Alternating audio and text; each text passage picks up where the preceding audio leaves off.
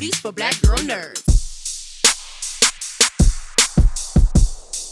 Taylor, thank you so much. I just loved Lily so much. Just such a Renaissance woman, a woman who's managed to cultivate a whole career despite having been confined to her home and being able to thrive and live. And I think a lot of people can relate to that too during this quarantine where they've gone in different directions. When you thought about this and who Lily was to you, how did you begin to shape who she was? Well, that's a great question. And I think like anything, the information that I had about Lily, immediately from the Kings was that she was a very successful and powerful dominatrix, that she was a female dom. That's how she made her money. So that was a really fertile space for me to start exploring. Mm-hmm. And I learned a lot, and it was really fun. I mean, that kind of stuff is just so fun as an actor, to go deep and wide and into sort of a new world. And then that informed everything else about her. That really informed the way that she took to her writing career. That informed the way she dealt with a zombie apocalypse. That informed the way she dealt with her parents. Mm-hmm. So that's kind of, that like was my in with Lily. Mm-hmm. Kind of like going deep into the dungeon, I guess. What I appreciated more, a lot of your portrayal is power comes in many forms. When people think of a dominatrix, it's not just, all the time. Lily had her ASMR thing going. That's a form of control. Yeah. She, protecting her parents, that's another form of power. And yes. And how she was just navigating, just a fascinating character. She totally, yeah. And also like all those were boundaries too. Like she decided what the boundaries were within the relationship, whether it's a client or a parent or Rachel, which was interesting because she allowed Rachel to define the boundaries for her, which is the only mm-hmm. person that she let that happen with, which I thought was so interesting.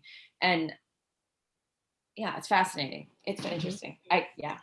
And the way, and with that, with Lily and Rachel and their relationship, despite all these control and dominatrix and all these things she's happened, at the core of her, she's still a very tender, a very sweet person who just wants to be helpful in a time when a lot of people don't want to get involved. And I mean, there was just so many aspects to her. In shooting this, was it lonely? Because talking to the other cast members, everyone's isolated, was shot during a pandemic. You are largely by yourself for the duration of the episode. Is it a lonely feeling as a performer? How do you adjust how you perform when you're doing all this with cast, but the cast aren't there? I mean, that forever, for my entire life, as I think back about this creative project, will be the defining factor of it. Because I've never experienced anything like it in any, so much of this part of my creative work of acting, it's such a communal experience, whether you're in theater, certainly in grad school, and then in TV shows and films, and even doing like a junket like this. Generally, it's like the entire part of it is this really communal experience. You know what I mean? Like you and I would say hi in the hallway, and then I'd like probably be hanging out with Audra in a green room. So I have never experienced anything like this. I mean, it was so strange. It was almost like being a child, like playing pretend in a room. It was so like it was and I really did feel like it ended up providing me with this sense of freedom. That's kind of what I chose to make it into, was carte blanche. Anything is available to me, and kind of like retreated into my own imaginary world, because it was and it was interesting because as we were shooting, things were starting to come back, like more kind of like mid-level. I mean, like Jurassic Park had already been shooting in huge budget things, but more sort of middle of the road things were starting to come back in more traditional ways. And so it was just highlighting, hair and makeup was on Zoom. The only person I saw was one PA and then the director who would come down and talk to me. And then, as you know, there were a few scenes where I was in person with Audra or in person with the other character. And, but it was a big shock. It was quite isolating. It was quite lonely. It was a fun experiment. But it was lonely. Yeah, it just seems so difficult, like to have, I think of, different performers who have to perform monologues or people do voiceover and they're alone. And I'm intrigued by that. And it was very, very fascinating. Taylor, I loved your character so much. Thank you for your time. I love this show. It was fun. I burnt right through it. Like I watched the whole thing all in one binge and it was so cool. Thank you for your time. I'm so happy to hear that. What a delight. It was really a treat to chat with you. Thank you. You too. Take care. I hope we do it again sometime. Yeah, I'm sure we will. Thank you. Thank you so much.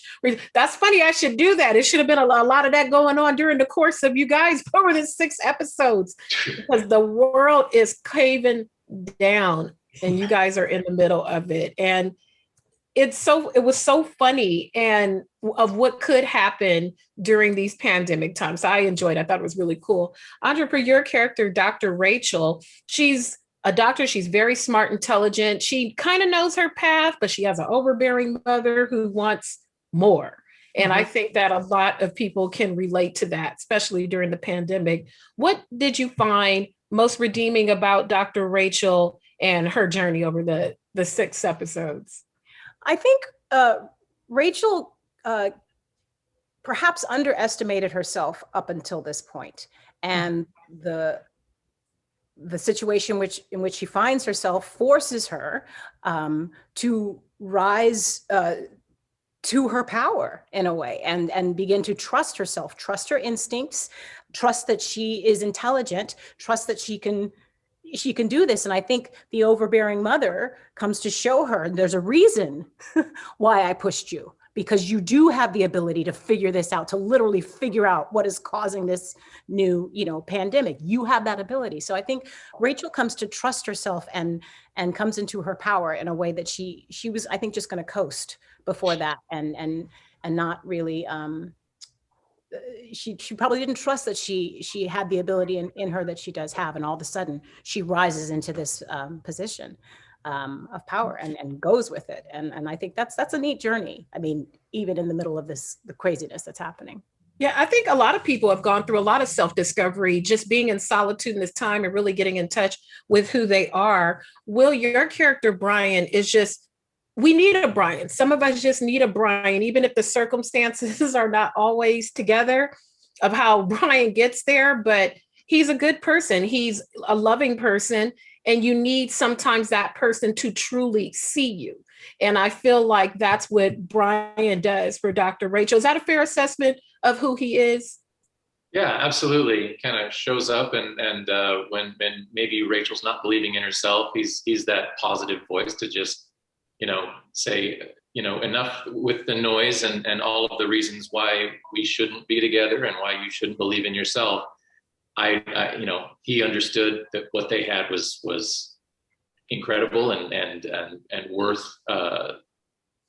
pursuing and saving and unfortunately the negative situation of the moment invades their cool relationship but I mean that's the fun of the drama, is those two things kind of butting heads. Mm-hmm. The thing that tickled me the most is just all the sounds that are going on, because I watched the show with my earphones in, and you've got things going on outside the house and booms and crashes and a neighbor upstairs banging on the floor. And it's almost like the sounds of the show are a whole nother character in its own, because you really don't know what's going on until it pops up on you. When you're shooting those kind of scenes, Audra, are you hearing all that like us? Is that how you're anticipating when the next thing happened? Because we've got a lot going on just, in our ears. No, all of that is put in post. In fact, aside from being on set with Will everybody else, I was either on a computer and could only hear the other person, or it was the script supervisor reading the other person's lines or saying boom, or pop here, something like that. So all of it, almost all of it, everything I did with every other character had to be done with a green screen. So I didn't see or hear anything. So you had to sort of bring all that in yourself. So it was in that sense, it was a real challenge. And 90% of the work that I had to do was to a computer, like I'm looking at you, but instead it was just a green screen. So yeah, I had to bring all, that was a real challenge from an acting standpoint. I would say it's been very interesting just to see all of you performers navigate during this time and still, produce quality content. Will, is it safe to say this is unlike any other acting assignment you've ever had in your career?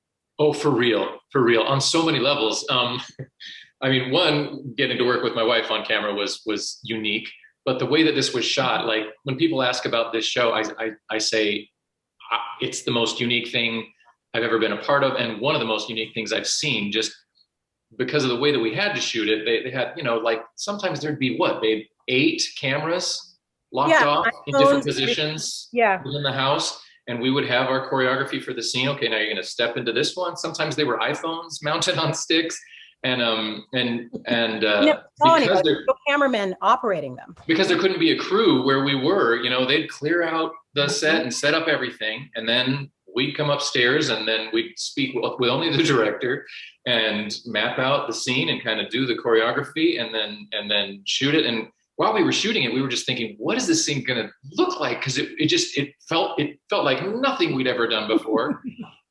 So to finally watch the cuts of it and go, oh my gosh, they pulled it off is crazy. So it was unique to do. It was unique to be a part of, and super unique to watch. That I purposely didn't watch any trailers. Like, I didn't even want to know what it was about. I wanted completely fresh eyes. So when I saw that it was The Bite and it was set in New York, I thought it was just maybe like a very authentically New York story without knowing anything about it. And boy, was I surprised when it was something totally different. Thank you so much, you guys, for your time. It was so fun and so cool. And I enjoyed you both very, very much. Thank you again. A lot. Thank you, Jandra. Nice to speak with you. Take care. Leslie, it is an honor. When I tell you it's an honor, you probably made quite an impression on me as a young person. I saw Roots very, very young, and it resonated with me. It was the first long book I ever read. And thank you for your talent. I just wanted to say that from the rip. Thank you so much. Thank you. I appreciate hearing that. It is my pleasure. And now we have Dr. Hester, who is I think that I can relate to that. When you have a mother who has very high expectations, who wants you to be the best that you can be, but sometimes the delivery is not as gentle as we would like it. Is that a fair assessment of Dr. Hester, that she has these high hopes for her daughter, but it's not always kid skin in its approach? That is just her in a nutshell. Because, I mean, listen, she won the Nobel Prize, and so therefore, anything lower than that is a come down as far as she's concerned with her daughter. And you're doing stuff with people like a Zoom thing practice, so this is not what she had in mind for her daughter. I think a lot of people watching that are going to relate to it, as their jobs have shifted to being on Zoom all day. And then you have these generational things. Fortunately, your character, Dr. Hester, gets it because she's of tech age and still very actively working. But a lot of people know their parents are like, well, what are you doing again? Why are you talking on the computer? I don't quite understand it. And in this case, she's just trying to figure out her path. With Dr. Hester, she's bright, she's brilliant, and she's trying to push her daughter to make these strides in the devastation that's going on outside in the world. What do you think is her best quality? Well, and the opposite is the approach, but there's still excellent qualities to who she is. Well, I mean, as far as, knowing exactly the medical profession, and she can relate to her daughter in that way, which is wonderful. But at the same time, she's lacking in compassion. You know, she is, she does tell it like it is, but sometimes you have to find a better way to tell it like it is. And what happens, I feel, with their relationship, because of what goes on, that she's finally able to express to her daughter how she feels. Unfortunately, you know, it's a little late, but she, the great thing is that because what she does, she keeps up. You know, she knows the technical stuff. I mean, me as Leslie Uggams, I have no idea. If it wasn't for my daughter Danielle, I wouldn't know what the heck I was doing. So it's great that they're able to have that in common. But you know, sometimes she's too judgmental. Right, right. Do you think it's harder for legacy children? Like, say you have a parent who's super duper the top of their whatever, whether it's sports, medicine, anything, and then they have a child who goes that same path. Do you think it's more difficult for legacy children when they follow the footsteps? Absolutely. You know, people think because their parent has a name, you can get in the door, but you have to come make sure that you know what you're doing. And I think the children are judged harder, especially an African American child, especially. Yeah. You know, and so, sometimes if they're trying to be in the same profession, it's not easy. It's not easy, and it's a tough road. Sometimes it's better if nobody knows who your parent is, and a lot of times that's what my children did. They just said, you know, Leslie Pratt is my mother, you know, and they were able to do their thing. But I know it's been hard for them. For sure, for sure.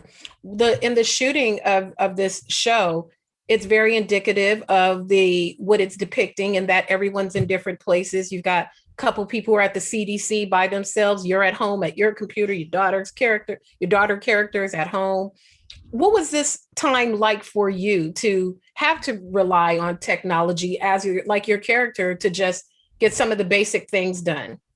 I loved it because it was different. At first, I thought they're going to be bringing equipment into the apartment, and we're going to be shooting a television show for real. I mean, and I just loved it. And the great thing for me is that my daughter was a part of it. My daughter Danielle, I mean, she's the technical and audio queen. And we were very close to begin with, but I think it even brought us closer because this was like a whole new thing for her because she sings, you know, she's with the fabulous choir called BIV. And now she was doing technical stuff and she knew how to do it. And she said, Mom, you have to upgrade your stuff. And she was telling me what to buy and all like that. So it was very exciting, very exciting. And then you know, you're picking wardrobe through their, you know, their clothes and saying, can you try this on? And they send the clothes over. It was quite fascinating. That's amazing. In your wonderful, beautiful, illustrious career, you can truly say you have seen it all now I have. compared to a lot of actors and a lot of performers. It's so true. So true. Well, thank you, Ms. Uggams. It is such a pleasure and an honor. I enjoyed you in this. You were fantastic, as I knew you would be. And thank you again for your time. Thank you. Nice talking to you. You too. Thank you for your time this morning, both of you. I enjoyed this. It was really clever and unique, and just it shined a light on things that we were already experiencing to the extreme, and it made it a fun watch, and brought a little levity to it. Phillipa, beginning with you, your character, Cindy, she's very intelligent. She's a spokesperson for a government office, and she's not a doctor, but she's very straightforward in her approach and how she's delivering the information, contrary to what you think a spokesperson would be. When someone's delivering messages like that to you, what brings you comfort? Do you like the approach that your character have, or do you like a more emotional, softer touch when people are delivering the news to you? Well, you know, I think each person has their own way of doing something the most authentically to themselves. And I think that's the most effective thing. But ultimately, I'm just interested in the truth. You know, it can be served up with a little bit of sincerity, maybe a little bit more emotion, maybe a little bit less. But as long as it feels authentic and sincere and truthful, that's what I respond the most to. So it was fun getting to play with those dynamics with Cindy. And, she definitely has an agenda, and she is working under the umbrella of the White House, but at the same time, for her own personal journey, wants to make sure she's doing right by herself for the sake of everybody else. So it was fun to play with that. That was very cool.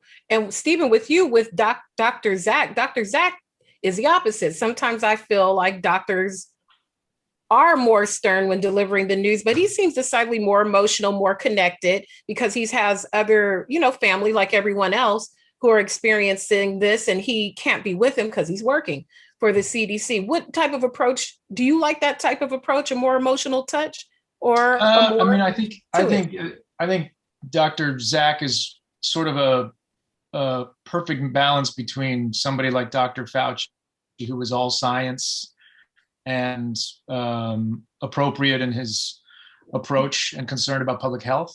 And also he's a little bit Dr. Bricks, who threw her reputation down the drain when she decided to just spew, the White House propaganda that was coming at us. So he's kind of a balance between those two things. And that was really fun. Seeing the two of you together, a lot of your scenes are shot in a very small place. You guys are in a control room together as you're working to deliver news, et cetera. Phillipa, for those types of scenes, are they difficult in that small confined space, considering your background and being in a large space and performing that way? How do you bring it down to a small space, the small screen? How do you bring it in? Well, having worked on film and TV sets when it wasn't a pandemic, it actually made my job a lot easier in some ways to be in this small quarters. Especially because, it was just us in the room and some cameras that were set up. But because we were setting up multiple shots in one take, the cameras were not huge cameras. So really it almost felt like what you would imagine being in a room and not having cameras be like, and almost felt a little bit more realistic in that way, because it was such small quarters. It didn't feel like a set. There weren't a bunch of people running around.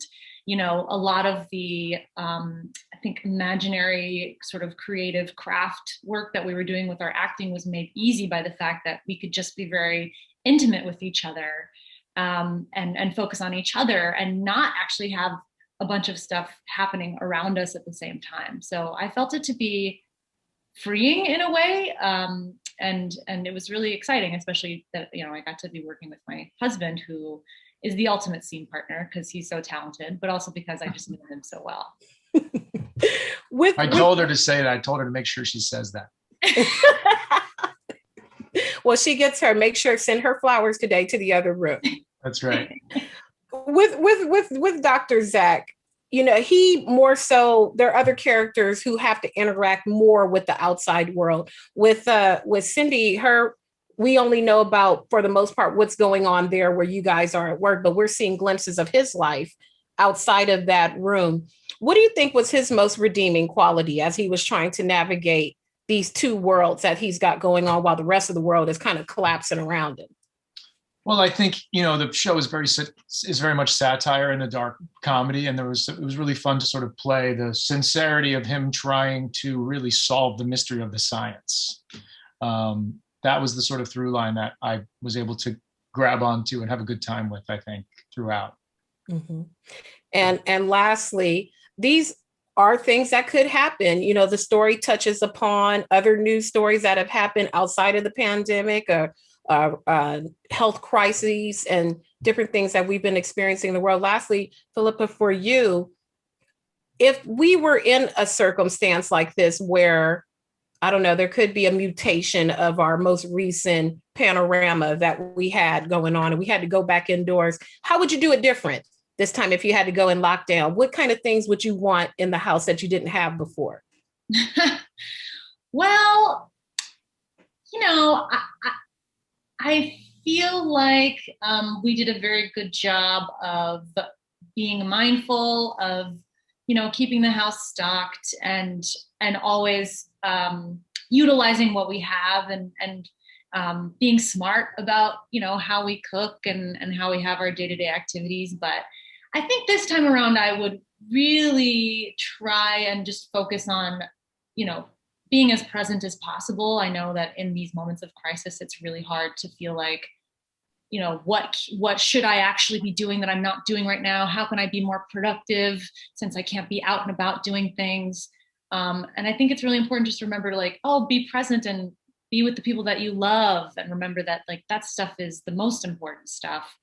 And your productivity and how you feel about all that, that can come later. But for now, just focus on the fact that you are grateful and lucky to be in whatever situation that you're in. And there's a lot of really hard things that people have had to deal with, but ultimately I'm so impressed with the way people have come together, the way people have been honest about their struggles. And that to me just feels like the best way to handle a moment where it's a crisis. Definitely. I thank you so much for your time. I liked it. It was cool. It was fun. And I appreciate you guys talking to me about it. Thank you. Yeah, take care.